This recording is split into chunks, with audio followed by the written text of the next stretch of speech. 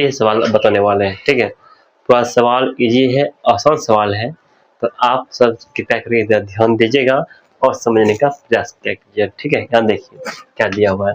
यहाँ दिया हुआ है, बोलता है यदि द्विघात बहुपद इतना के शून्यंकों का गुणनफल होगा, कौन होगा? ऑप्शन दिया हुआ 4 गो। ठीक है ना, इस बहुपद का शून्यंकों का गुणनफल कौन सा होगा?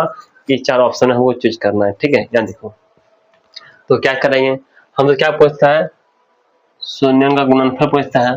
हम जानते हैं शून्यंकों का गुणनफल क्या होता है? अल्फा इंटू बीटा होता है, ये होता है ना,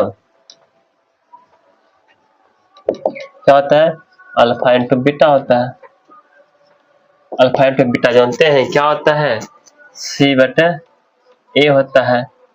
यदि सी कहा जाए तो अचर पद कितना है? -12 है, देखो -12। और ए कहा जाए तो एक्स स्क्वायर का गुणा कितना है? यहाँ पर 4 है, 4 लिख दो। तो 4 3 या कितना 12। कहने अर्थ यह है -3 आ जाता है। ठीक है, देखिए ऑप्शन -3 है कहीं, तो देख पा रहे हैं ऑप्शन नंबर ए में जो है -3 दिया हुआ है।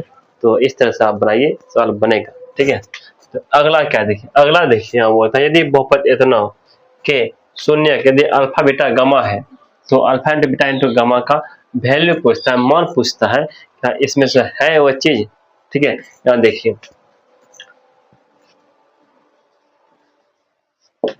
शून्य क्या दिया हुआ है? अल्फा बीटा गामा दिया है, तो alpha into beta into gamma पूछता है, वैल्यू पूछता है।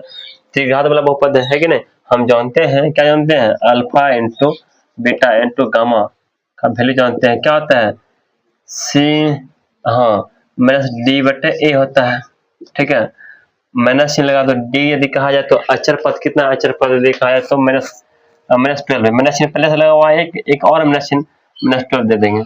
उसके बाद यदि ए कहा जाए तो एक्स क्यू का गुणन कितना है? एक्स क्यू का गुणन कितना? ए है, ये दे दो यहाँ पर, ये है, ये दे दो यहाँ पर। ठीक है, तो आप देख पा रहे होंगे, एक मिनट हम यही उतार दिए। यदि डी का है तो अचर पद कितना यहाँ पर? -d है ना, यहाँ -d डालो। ठीक है, तो माइनस में से यहाँ प्लस हो जाता है, तो ये करना से d बटे ए हो जाता है आंसर। देखो ऑप्शन में कहीं d बटे ए है, d बटे ए, तो d बटे ए प्लस में यही है, d बटे ए है। ठीक है, तो ऑप्शन नंबर ए मारिएगा। ठीक है, देख रहे हैं